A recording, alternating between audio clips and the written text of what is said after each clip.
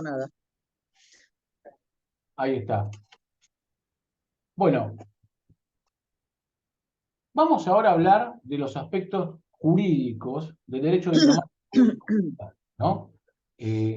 Nosotros sabemos, yo se lo comenté en la clase pasada, pero lo volvemos a remarcar, que hay tres conjuntos de normas que van a vincularse al derecho diplomático y consular, que son el derecho internacional público, que ustedes lo van a ver como DIP, ¿no? Derecho internacional público, el derecho público local o derecho constitucional, ¿no? Y el derecho administrativo, que es el derecho de la administración pública, que puede ser nacional, provincial, municipal, ¿no? Esos son el tipo de normas que están vinculadas o van a estar vinculadas a nuestra materia. Nosotros, para comenzar a estudiar las relaciones diplomáticas y consulares, lo primero que tenemos que ver es el esquema constitucional de nuestro país, tener una idea, ¿no? de cuál es el esquema constitucional de nuestro país, para saber quién es el que puede hacer qué en materia de relaciones exteriores, ¿no? Quién es al cual nuestra ley fundamental, que es la Constitución Nacional, le ha otorgado las posibilidades de llevar adelante las relaciones exteriores del país, ¿no? Una vez ya está organizada. Nosotros para esto tuvimos un trabajo que hacer, que era detectar en la Constitución Nacional, de la mera lectura, cuáles eran aquellos poderes a los cuales la Constitución les asignaba este rol de llevar adelante las relaciones exteriores, ¿no? Lo primero que detectamos, o por lo menos que creo que detectaron casi todos, los que yo pude ver, es un mandato que hace la Constitución Nacional, puntualmente en el artículo 27, que dice lo siguiente, dice, el gobierno federal está obligado a afianzar sus relaciones de paz y comercio con las potencias extranjeras por medio de tratados que estén en conformidad con los principios de derecho público establecidos en esta Constitución, ¿no? La Constitución Nacional, ya posicionados en 1860 en adelante, ¿no? Cuando ya tenemos una organización institucional, constitucional, le da un mandato a nuestros conductores del mañana, ¿no? Y del presente, que lleven adelante relaciones internacionales, ¿no? ¿Por qué? Porque estas son buenas en todo sentido. Tienen mucho que ver con las relaciones de paz, tienen mucho que ver con las relaciones de comercio, ¿no? Que benefician, en definitiva van a beneficiar al país, ¿no? Ustedes piensen que una relación diplomática comienza porque dos naciones bilateralmente han decidido estrechar lazos, ¿no? Tal vez porque tengan un pasado en común, ¿no? O no, o porque tal vez tienen intereses comerciales que pueden ser incluso contrapuestos, ¿no? Pueden ser encontrados, y que demanda que se establezca una relación bilateral para poder fijar posición sobre determinadas cuestiones, y fundamentalmente estas relaciones diplomáticas terminan, en el supuesto del escenario más drástico, con una declaración de guerra, digamos, ¿no? O con conflictos bélicos, que es la muerte de la relación diplomática, digamos, en su máximo exponente. Por eso, la Constitución encomienda a un gobierno federal, ¿no? Que afiance sus relaciones de paz, porque la guerra no resulta beneficioso para nosotros, tal vez para aquellos que vendan armas, pero no para nosotros, para el común denominador, y fundamentalmente para que se afiancen estas relaciones de comercio. Pero, bien temprano, la Constitución Nacional está encomendando estas relaciones internacionales a un gobierno federal. Y esto nos va a llevar a la primera conclusión. La primera conclusión es esta. En nuestro país van a existir dos órdenes, uno federal y uno provincial o local, ¿no? El provincial o local, compuesto por las provincias, muchas de ellas preexistentes al Estado Nacional, por eso la Constitución va a reconocer la existencia de pactos preexistentes entre las provincias, va a establecer entonces dos órdenes, ¿no? Uno federal y uno provincial. Y cada uno va a tener su ámbito de actuación.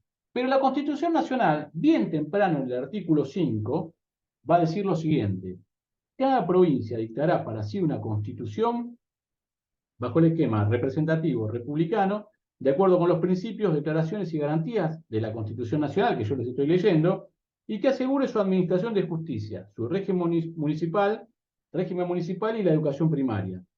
Bajo estas condiciones, el gobierno federal garantizará a cada provincia el goce y ejercicio de sus instituciones, ¿no? La Constitución Nacional también otorga un mandato a las provincias preexistentes, reconociendo los pactos preexistentes que pudieron haber tenido estas provincias, pero, como les digo, le impone un cargo, que sancionen sus propias constituciones provinciales, ¿no? Que serán la máxima expresión en el ámbito local, pero con arreglo a la Constitución Nacional, ¿no? Que sería la ley fundamental de nuestro país. Bajo esa tónica, nosotros vamos a entender por qué el artículo 27 le encomienda esta carga de llevar adelante las relaciones internacionales a un gobierno federal, ¿no? Federal y no provincial. Pero esto va a tener excepciones, las cuales ahora vamos a ver. El personaje por antonomasia a cargo de las relaciones internacionales, por supuesto, va a ser el Poder Ejecutivo Nacional, ¿no? El presidente de la Nación va a ser aquel encargado, como jefe supremo de la Nación, jefe de gobierno y responsable político de la Administración General del país, va a ser el encargado de ser la cabeza de las relaciones exteriores del país, ¿no? Ser la cara visible. En este sentido, ustedes en el trabajo que les habían comentado, destacaron puntualmente dentro de las atribuciones del Poder Ejecutivo, ¿no? El inciso 7 del artículo 99 y el 11, ¿no? El inciso 7 referente a que nombre remueve a los embajadores, ministros plenipotenciarios y encargados de negocios, ¿no? Con acuerdo del Senado. Y también el 11, que se refiere a que el Poder Ejecutivo está habilitado, tiene dentro de sus atribuciones la de concluir y firmar tratados, concordatos, que son con la Santa Sede, y otras negociaciones requeridas para el mantenimiento de buenas relaciones con las organizaciones internacionales y las naciones extranjeras, ¿no? A su vez de que recibe los ministros del extranjero y admite sus cónsules. Y acá en el inciso 11 nos incorpora otro elemento, que es lo de las organizaciones internacionales, ¿no? Vamos a sumar un nuevo sujeto más en el derecho internacional público, sobre todo vinculado a las relaciones diplomáticas y consulares, pero más que nada diplomáticas, que es la existencia de organizaciones internacionales, que veremos más adelante cuando tratemos el tema de la ONU, ¿no? Y por antonomasia, como les comentaba, las relaciones de paz y comercio con las naciones extranjeras, ¿no? Este es el Poder Ejecutivo Nacional. Más adelante vamos a ver cómo se establece una misión diplomática, cómo se acepta a un determinado embajador, ¿no? Cómo se admite a sus cónsules, pero esto ya es una función que la misma Constitución se le ha dado al presidente de la Nación al momento de atribuirle esta potestad de recibir ministros y admitir los cónsules. Este es el Poder Ejecutivo Nacional. Poder Legislativo. El Poder Legislativo, como algunos han marcado del trabajo que les encomendé, también tiene atribuciones en materia internacional. Respecto al Poder Legislativo, vamos a decir lo siguiente. Nuestro Poder Legislativo, al cual hacemos alusión, es el Congreso Federal, ¿no? Nuestro Congreso Federal, nuestro Congreso Nacional, es bicameral. Tiene una Cámara de Representantes y una Cámara de Senadores, una Cámara de Diputados y una Cámara de Senadores, ¿no? Esto es una invención de los Estados Unidos de Norteamérica que nosotros hemos traído para nosotros y que es una forma de compatibilizar los intereses de estados preexistentes más grandes, poblacionalmente hablando, comercialmente hablando, en relación de otros estados preexistentes más pequeños, ¿no? Porque la Cámara de Diputados lo que va a hacer es reflejar la representatividad poblacional de los distintos estados que conforman este país, de alguna manera otorgando preeminencia a aquellos estados de mayor nivel poblacional, y por otro lado, va a respetar la igualdad, la paridad de representación de las distintas provincias, ¿no? Los distintos estados provinciales. Es un sistema también de pesos y contrapesos entre estados grandes y estados pequeños, ¿no? Para fijar las políticas a nivel federal que competen a toda la nación, ¿no? Pero respecto de aquellas cuestiones que hayan sido delegadas por las provincias y no respecto de aquellas cuestiones que las provincias hayan mantenido para sí, de lo cual vamos a hablar seguidamente.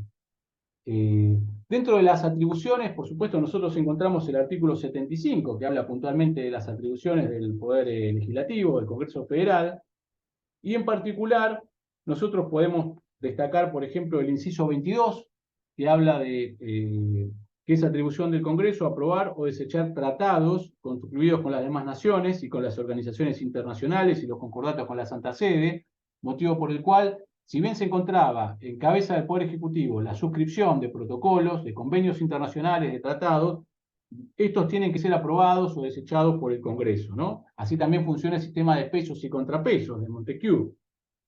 También aprobar tratados de integración que deleguen competencias y jurisdicciones a organizaciones supraestatales, ¿no? Y fundamentalmente autorizar al Poder Ejecutivo para declarar la guerra o hacer la paz, ¿no? Declarar la guerra es la muerte de las relaciones diplomáticas y hacer la paz puede verse tal vez como el inicio de las relaciones diplomáticas en un estado de situación de belicoso, ¿no? Que ha llevado a que éstas se hubieran interrumpido. También tenemos al Poder Judicial de la Nación, ¿no?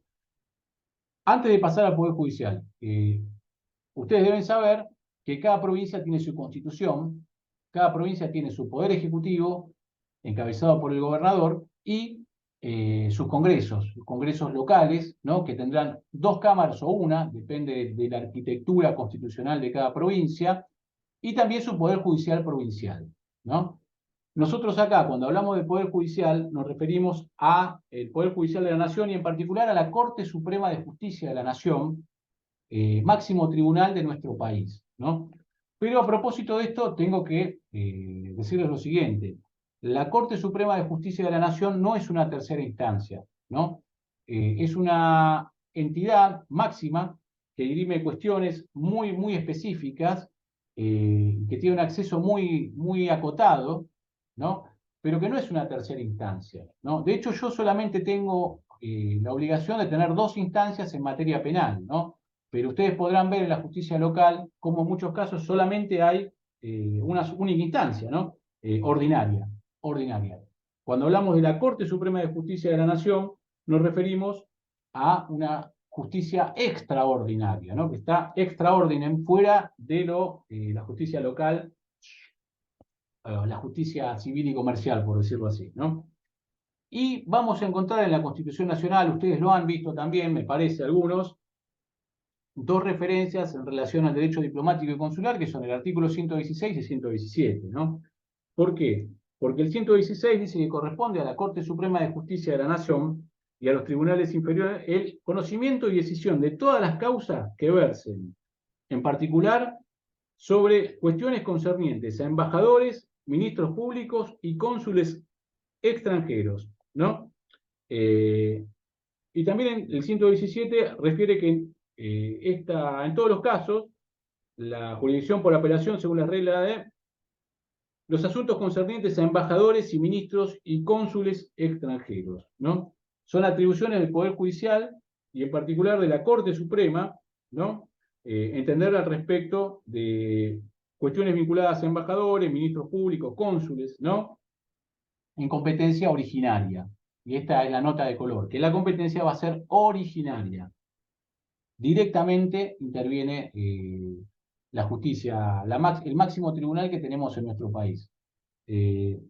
Mucho se ha dicho, muchos han dicho, y la verdad que es para estudiarlo, si no correspondería que a quienes han ocupado el cargo de Poder Ejecutivo Nacional en nuestro país pueda ser juzgado directamente por la Corte y no por los tribunales de grado. Y la verdad que, bueno, esa es una reflexión que les dejo, ¿no? A ver si correspondería que un juez de primera instancia de la provincia o de capital o donde sea juzgue a un presidente, ¿no?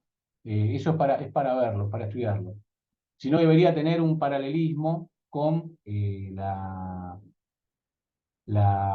competencia originaria de la Corte respecto de embajadores y cónsules extranjeros, ¿no? Ahora, Y bueno, el último de los temas que vamos a ver hoy se vincula con las competencias de los gobiernos federales y provinciales, ¿no? Gobierno federal y de provincia. ¿Quién distribuye las competencias? Bueno, las competencias están dadas en la Constitución Nacional. En materia de relaciones internacionales, nosotros hemos visto que es claro que el mandato es para el gobierno federal, ¿no? Para el gobierno federal. ¿Y quién lo distribuye? Por supuesto, la Constitución Nacional. Pero hay que hacer las siguientes salvedades, porque esto admite una excepción, como muchas cosas en el derecho. Las provincias son, en muchos casos, estados preexistentes a la nación, ¿no?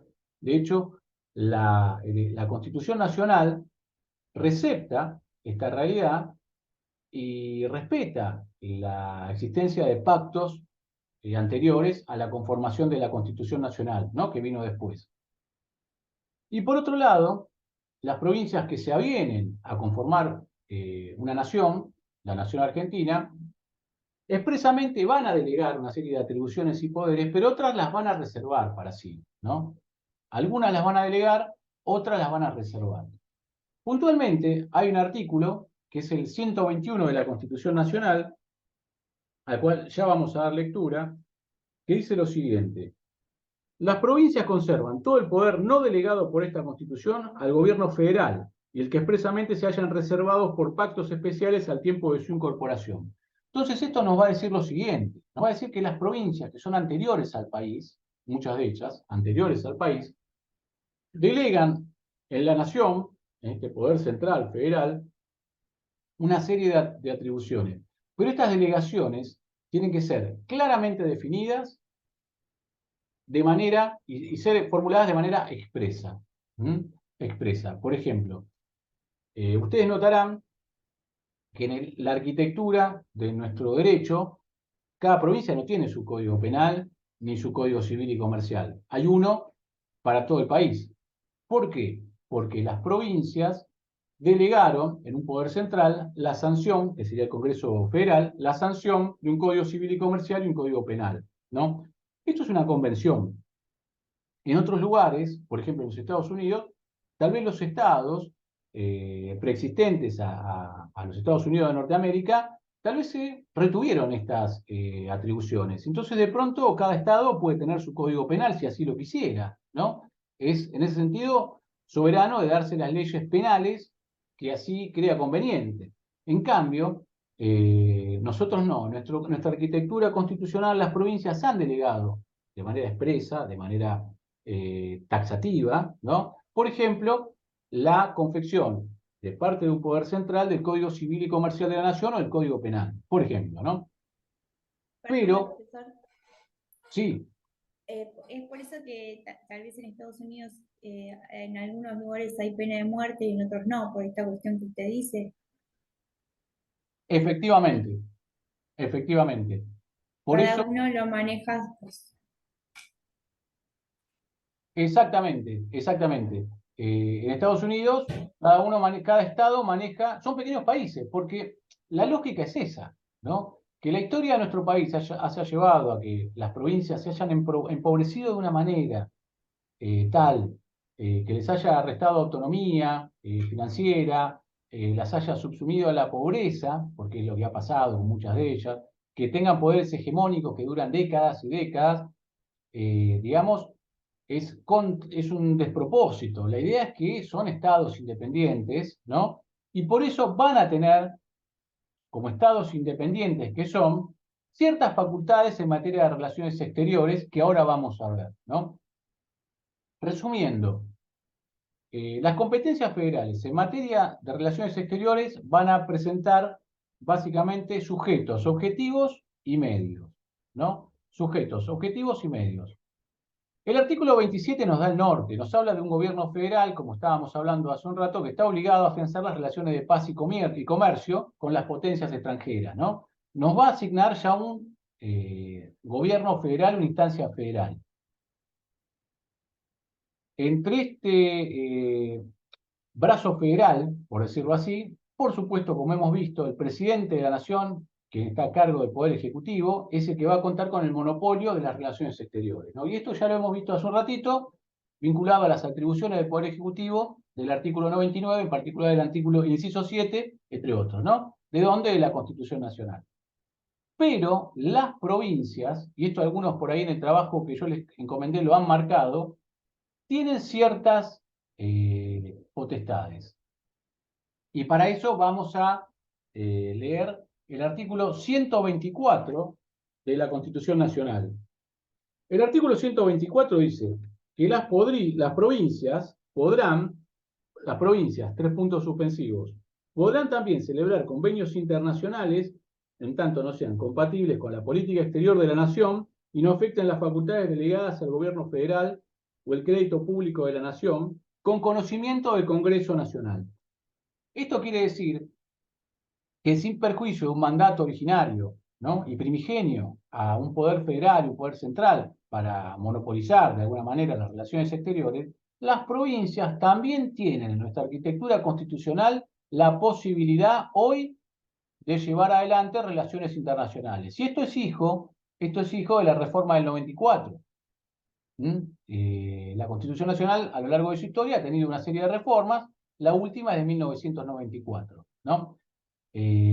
Esto de alguna manera contraría lo que yo les comentaba al principio de la Paz de Westfalia, que había establecido a los estados nacionales como único vocero en lo que respecta a las relaciones internacionales, y en este caso, mucho tiempo después, claro, ahora las provincias también tienen la posibilidad de celebrar tratados internacionales, ¿no?, con conocimiento del Congreso y siempre realizado de acuerdo a nuestra ley interna.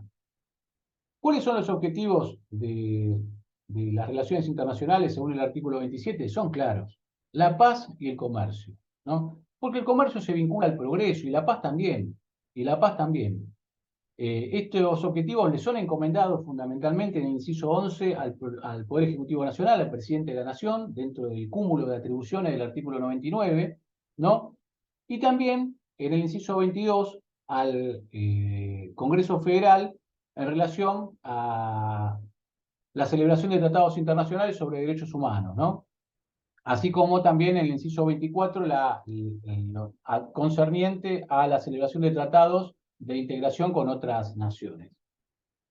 Por último, ¿cuáles son los medios para afianzar estas relaciones internacionales que prevé nuestra Constitución? Bueno, sin perjuicio de que el artículo 27 habla de tratados, hoy los medios previstos en el derecho internacional son los protocolos, las convenciones o cualquier otra denominación que represente la manifestación de voluntad bilateral de dos estados soberanos, ¿no?